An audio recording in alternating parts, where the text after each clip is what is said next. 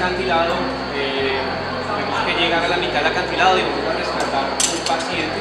El primer paso es anclarnos las dos líneas de vida verticales, el descendedor, luego viene la línea de seguridad,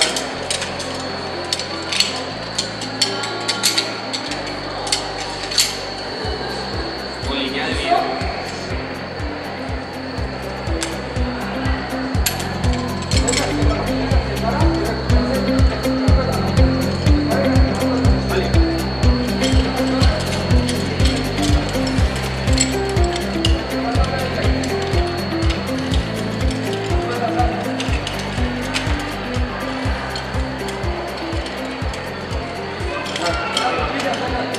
Simular